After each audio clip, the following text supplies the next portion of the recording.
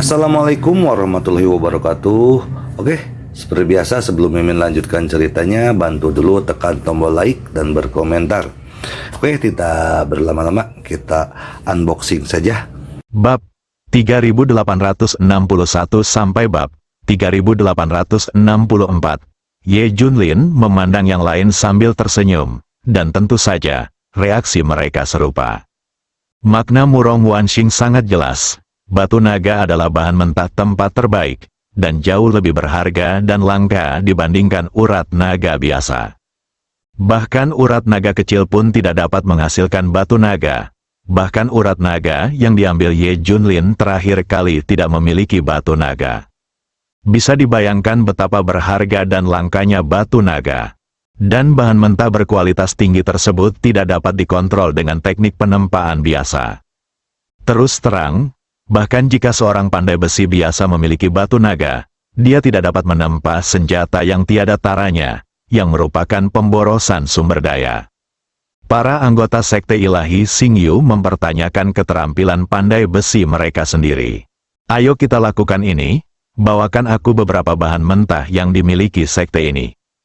Kalau begitu bawa aku ke lokasi urat suci sekte itu, tepat pada waktunya untuk membuat sesuatu yang berguna bagi kalian para tetua sekte. Dikatakan, setelah pikiran mereka terungkap saat itu juga, para tetua dari Sekte Ilahi Xingyu tampak malu. Tapi bisa menguji keterampilan pandai besi Ye Junlin di tempat membuat semua orang menantikannya. Terutama saat mereka melihat penampilan percaya diri Ye Junlin, semua orang sedikit bersemangat. Sepertinya pemimpin sekte baru benar-benar memiliki dua keterampilan. Murong Wanxing segera memerintahkan orang-orang untuk mengambil banyak bahan mentah, dan kemudian membawa Ye Junlin ke tanah pembuluh darah suci. Ayo mulai, sebelum dia selesai berbicara, Ye Junlin sudah mulai menempa. Gerakan terampil dan teknik luar biasa membuat anggota Sekte Ilahi Xingyu tertegun untuk sementara waktu. Bukankah keterampilan pandai besi dari Master Sekte terlalu hebat? Saya telah berpartisipasi dalam kompetisi pandai besi yang diadakan bersama oleh banyak sekte, dan level juara pandai besi pada saat itu jauh lebih rendah daripada Master Sekte. Saya khawatir ini sebanding dengan tingkat teratas di reruntuhan Kunlun. Penatua Qi, tolong ubah pertanyaan Anda menjadi sebuah pernyataan. Saya khawatir hanya Raja Penempaan, Dewa Perang, yang dapat dibandingkan dengan Master Sekte. Dipuja sebagai Dewa Perang, banyak sekte teratas telah menghabiskan semua jenis sumber daya hanya untuk mendapatkan senjata ajaib dari Dewa Perang. Namun, level di mana Dewa Perang berada jauh di luar jangkauan Sekte Ilahi Bintang Bulan, dan bahkan Istana Api Ilahi Matahari Bulan mungkin tidak dapat menyentuh level tersebut. Dikatakan bahwa hanya keluarga atau sekte super tersembunyi yang dapat berhubungan dengan Dewa Perang. Namun, setelah melihat operasi penempaan Ye Junlin yang luar biasa, semua orang sangat terkejut. Segera digantikan oleh kegembiraan dan kegembiraan. Selama saya bisa memegang paha Ye Junlin, mengapa khawatir tidak memiliki senjata ajaib yang tiada taranya? Tidak butuh waktu lama bagi Ye Junlin untuk menempa beberapa senjata. Level materialnya terlalu rendah, dan itu hanya diberkati oleh kekuatan Vena Suci. Kamu harus menangani hal-hal tidak berguna ini terlebih dahulu. Ye Junlin dengan santai melemparkan beberapa senjata ke Murong Wanxing dan para tetua. Barang rusak, gunakan itu untuk menghadapinya. Semua orang melihat pesona senjata di tangan mereka. Bahkan senjata ajaib dari sekte besar tidak lebih dari itu, bukan? Apakah Ye Junlin berubah menjadi sampah? Apakah Anda masih menggunakannya untuk melawan diri Anda sendiri? Tapi sekali lagi, sepertinya mereka benar. Bahan mentah yang disediakan oleh Sekte Ilahi Xingyu pada saat itu semuanya adalah produk biasa. Jika itu diganti dengan bahan mentah bermutu tinggi seperti batu naga dan besi bintang, yang bisa dimurnikan adalah senjata ajaib yang tiada taraf. Apakah ketua sekte benar? Benar ingin memberikan ini kepadaku? Ye Junlin tersenyum dan mengangguk, dan berkata, itu wajar. Saya selalu menepati janji saya. Jika Anda menemukan bahan mentah kelas atas dan kaya di masa depan, saya juga akan menempa beberapa senjata ajaib yang tiada taraf untuk Anda mainkan. Setelah mendengar ini, adegan menjadi gempar.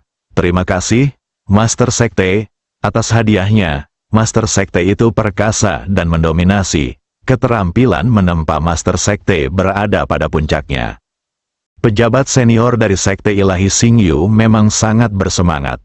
Jejak kebencian terakhir di hati Ye Junlin karena menempati sarang burung murai telah hilang sama sekali. Beberapa senjata yang Ye Junlin ciptakan sesuka hati bahkan jauh lebih kuat daripada senjata ajaib mereka untuk menekan agama. Mengesampingkan teknik budidaya lainnya, hanya dengan senjata ajaib ini di tangan, efektivitas tempurnya telah meningkat pesat dibandingkan sebelumnya. Dan Ye Junlin menjelaskan dengan sangat jelas bahwa jika ada kelebihan bahan mentah berkualitas tinggi yang ditemukan di masa depan, mereka akan mendapatkan senjata ajaib yang benar-benar tiada taraf. Saya akhirnya mengerti mengapa pemimpin sekte bersikeras untuk menemukan bahan tempat tingkat atas. Ya, kecuali bahan mentah tingkat atas itu, produk fana lainnya tidak layak untuk keterampilan menempa pemimpin sekte. Ubah namanya menjadi Peerless Divine Weapon di masa depan. Sialan.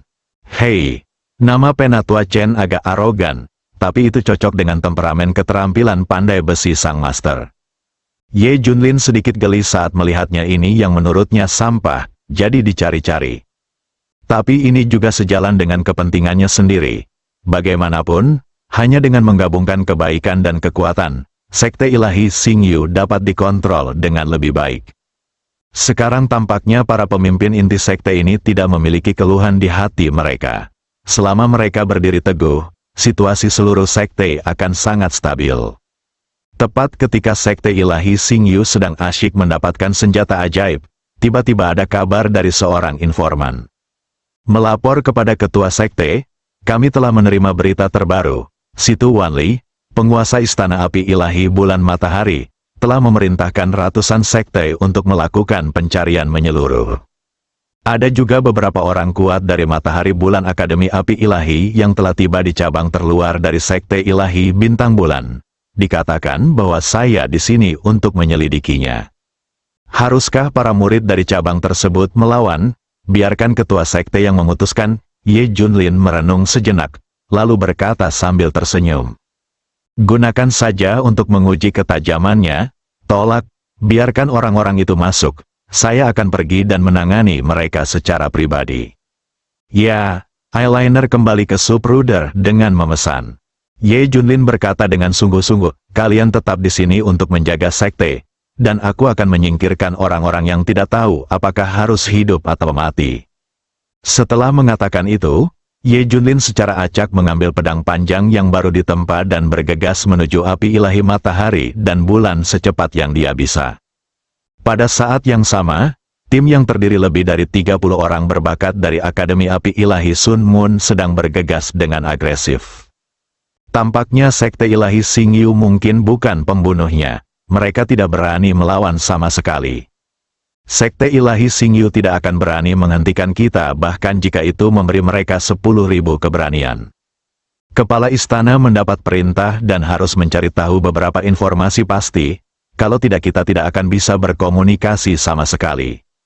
Beberapa pemimpin tim sedang berbicara satu sama lain ketika mereka melihat Lu Ben berdiri di depan mereka. Pria tersebut berpenampilan tidak menarik dan memegang pedang panjang, namun setelah diselidiki, kekuatannya biasa-biasa saja. Pemimpin berjubah hitam berkata dengan dingin, siapa kamu? Kamu berani menghalangi jalan Akademi Api Ilahi Sun Moon. Orang yang menginginkan hidupmu, Ye Junlin berkata sambil tersenyum. Para elit Akademi Api Ilahi Bulan Matahari segera menjadi waspada, namun kekuatan lawan memang tidak ada yang istimewa. Orang gila yang berani, aku ingin melihat seberapa cakap dirimu. Salah satu pemimpin berjubah hitam menghunus pedangnya dari belakang, berubah menjadi bayangan, dan menebas tenggorokan Ye Junlin yang tersedak. Kamu harus membayar harga dengan nyawamu untuk melihat kemampuanku. Ye Junlin memutar pergelangan tangannya sedikit dan memblokir dengan pedangnya secara horizontal.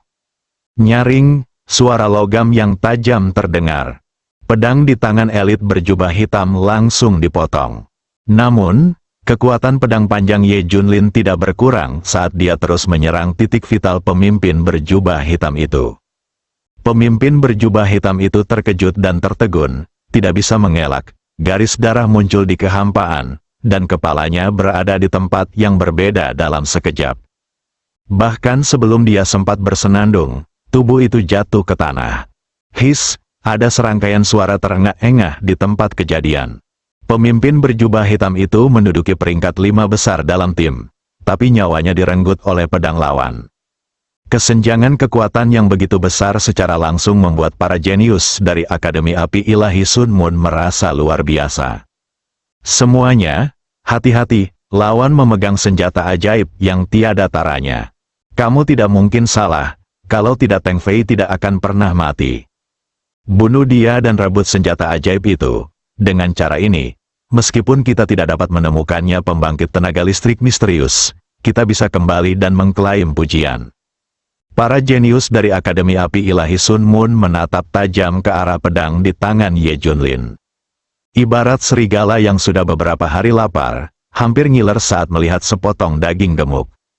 Mereka tahu betapa berharganya senjata ilahi. Ayo berkumpul. Perintah pemimpin berjubah hitam lainnya. Banyak orang jenius menyerbu ke depan tanpa takut mati dan mengepung Ye Junlin. Jika kamu ingin merebut senjata ilahi, kamu harus memiliki kekuatan. Aku akan mengirimmu ke neraka. Untuk menemui wakil presidenmu, detik berikutnya, Ye Junlin muncul dalam formasi pengisian para jenius dari Akademi Api Ilahi Sun Moon. Pedang itu berkilat dan darah beterbangan. Setiap kali Ye Junlin menggunakan pedangnya, nyawa akan diambil, dan tenggorokan orang mati akan disegel dengan satu pedang. Gerakannya bersih dan rapi, tanpa ada kecerobohan. Akademi Api Ilahi Sun Moon memiliki keunggulan numerik absolut, namun berhasil ditekan oleh Ye Junlin sendiri. Hanya dalam 3-5 menit, tanah dipenuhi mayat. Hanya satu orang yang selamat dan melarikan diri dengan panik. Dia sepenuhnya menyadari teror kekuatan Ye Junlin. Saat melarikan diri, dia mengeluarkan alat komunikasinya dan berencana mengirim pesan ke situ Wanli. Namun, setelah berlari beberapa meter, dia tiba-tiba merasakan aura pembunuh yang kuat mendekat dengan sangat cepat. Memalingkan kepalanya untuk melihat, dia melihat pedang panjang datang ke arahnya dengan cepat. Dia tidak punya kesempatan untuk menghindar, dan ditusuk tepat di jantungnya oleh pedang panjang itu. Engah, pedang panjang itu menembus tubuhnya. Dan karena kekuatannya terlalu menakutkan, seluruh orang langsung terangkat. Pada akhirnya, dia dipaku di batang pohon kuno, dan tubuhnya mati kehabisan nafas saat terbang. Senjata ini sangat bagus, setidaknya beberapa tingkat lebih baik dari kesengsaraan ilahi sebelumnya. Ye Junlin mengambil kembali pedang panjangnya dan kemudian melayang pergi, seolah-olah semua yang ada di sini tidak ada hubungannya dengan dia. Belakangan, para elit dari beberapa sekte datang untuk mencari tahu kebenarannya, namun tanpa kecuali, mereka semua dihancurkan oleh kelompok misterius dan kuat tersebut. Tidak lama kemudian, tersiar kabar bahwa para elit Akademi Api Ilahi Sun Moon dan banyak orang kuat dari sekte dibunuh oleh Tuan Misterius. Dan kawasan ini seakan-akan telah menjadi kawasan terlarang bagi kehidupan. Selain menimbulkan banyak keributan, juga menimbulkan kepanikan di antara banyak kekuatan sektarian. Tidak ada yang tahu siapa pembunuhnya. Namun, terlepas dari kekuatan para elit Akademi Api Ilahi Bulan Matahari, mereka tetap tidak luput dari nasib yang mudah dilenyapkan. Bisa dibayangkan betapa kuat dan menakutkannya orang yang mengambil tindakan itu. Belakangan, tidak ada yang berani datang ke daerah ini untuk mencari kebenaran. Tragedi ini secara alami disebabkan oleh Ye Junlin. Bagaimanapun, menunggu sekte ilahi Xingyu menemukan materi itu membosankan. Lebih baik melenyapkan musuh yang menyerang, yang setara dengan pelatihan tempur sebenarnya. Beberapa hari kemudian, sekte ilahi Xingyu juga mengumpulkan banyak bahan mentah untuk pemurnian senjata. Namun besi bintang surgawi, emas api, batu naga, dan tulang ilahi masih belum dapat ditemukan. Hal ini pasti membuat Ye Junlin sedikit tertekan. Bagaimanapun, dia telah lama tertunda di reruntuhan Kunlun. Jika Anda terus menyia-nyiakannya tanpa henti, itu akan lebih besar daripada keuntungannya. Poin kuncinya adalah dia masih sedikit khawatir dengan dewa penjaga yang dia temui di alam rahasia sebelumnya. Tidak ada jaminan bahwa mereka tidak akan menyerang base camp saat dia berada di reruntuhan Kunlun. Tetapi Ye Junlin juga tahu bahwa orang-orang dari Sekte Ilahi Xingyu telah berusaha semaksimal mungkin karena bahan-bahan ini terlalu sulit ditemukan. Apakah tidak ada cara lain untuk menemukan hal-hal ini? Ye Junlin bertanya dengan suara yang dalam. Ye Junlin merasa sedikit marah di dalam hatinya. Ini adalah bahan yang tidak dapat diperoleh untuk meningkatkan batas atas absolut senjata ajaib. Jika Anda tidak menyatukannya, meskipun Anda menempa senjata, itu tidak akan mampu mencapai kondisi ideal sebagai senjata ajaib. Tapi Ye Junlin benar-benar tidak ingin membuang waktu lagi. Bagaimanapun, masih ada bahaya tersembunyi di dunia sekuler yang belum sepenuhnya diberantas. Master Sekte, saya baru saja mendapat kabar. Mungkin kita bisa pergi ke kota Longyang untuk mencoba keberuntungan kita. Kata Murong Kingsway tiba-tiba. Ye Junlin sangat gembira dan buru-buru bertanya, bagaimana situasinya secara detail. Master Sekte, ada kota terbesar di daerah kita yang disebut kota Longyang. Dan orang yang paling berpengaruh di kota Longyang adalah yang paling berkuasa adalah Kamar Dagang Taiyi. Mereka memiliki banyak bahan alami dan harta karun. Menurut informasi akurat, Kamar Dagang Taiyi memiliki beberapa bahan baku berkualitas tinggi yang Anda butuhkan. Jelas Murong Kingsway secara rinci. Ye Junlin sangat bersemangat saat mendengar ini, tapi dia juga membuat beberapa penilaian berdasarkan ekspresi Murong Kingsway saat dia berbicara. Apakah Kamar Dagang Taiyi sangat kuat? Ye Junlin bertanya sambil tersenyum. Tidak hanya kuat, tapi juga sangat kuat. Murong Kingsway tersenyum pahit dan berkata, jangan katakan bahwa Sekte Ilahi Xingyu bukanlah lawan. Bahkan Istana Api Ilahi Bulan Matahari harus bersikap sopan, mengatakan bahwa Kamar Dagang Taiyi bukanlah lawannya, atasnya hanya sebuah cabang, jadi kita tidak boleh memprovokasi Tai dengan mudah. Kamar Dagang, karena sekali dia mengambil tindakan, kemungkinan besar akan mempengaruhi seluruh tubuh. Murong Kingsway berbicara dengan tulus dan mengungkapkan maksudnya dengan jelas. Itu berarti kita memiliki cukup banyak musuh sekarang. Sangat tidak bijaksana untuk memprovokasi Kamar Dagang Taiyi lagi. Murong Wanxing juga menasihati, Sekte Guru, mari kita pikirkan cara lain. Tidak perlu memprovokasi Kamar Dagang Raksasa Taiyi. Saya mengerti maksud Anda. Semua orang akhirnya menghela nafas lega. Tapi kata-kata Ye Junlin selanjutnya membuat hati semua orang terangkat sejenak. Murong Kingsway dan Gong Sun Yueying, kalian berdua, bersiaplah dan pergi ke kota Longyang bersamaku. Kata Ye Junlin sambil tersenyum. Semua orang tercengang ketika mendengar ini. Belokannya terlalu tajam, dan banyak orang hampir merunduk. Kita semua sudah mengatakan ini. Tetapi Anda masih ingin pergi ke Kamar Dagang Taiyi untuk menimbulkan masalah.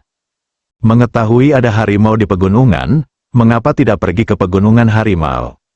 Master Sekte, pikirkan dua kali, semua orang berkata serempak sambil meringis. Ye Junlin langsung menggelapkan wajahnya dan berkata, ini adalah keputusanku setelah mempertimbangkan dengan cermat. Jika ada di antara kalian yang tidak puas, kalian dapat berdiri. Pemimpin sekte itu bijaksana, suaranya seragam, seolah sudah dilatih berkali-kali. Tidak peduli betapa khawatir dan menentangnya semua orang, mereka tidak berani untuk berdiri dan mengungkapkan penolakan mereka. Lagi pula, pria ini akan membunuh seseorang jika dia tidak setuju. Kehidupan siapa yang tertiup angin kencang, gaya lukisannya berubah begitu cepat sehingga Murong Kingsway ingin tertawa. Tetapi ketika dia berpikir untuk memprovokasi Kamar Dagang Raksasa Taiyi, Murong Kingsway siap menangis. Namun, keputusan Ye Junlin sangat sulit diubah, dan dia hanya bisa menyerahkan nasibnya pada takdir. Pagi selanjutnya, Ye Junlin hanya membawa Murong Kingsway dan Gong Sun Yueying dan berangkat.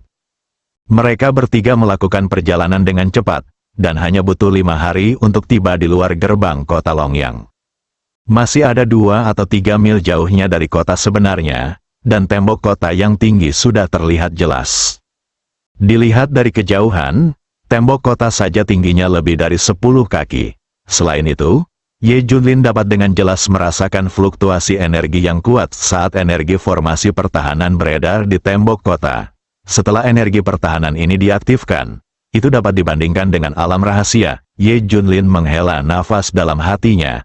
Ini memang kota yang sangat besar, dan formasi pertahanan di luar sangat kuat. Bersambung.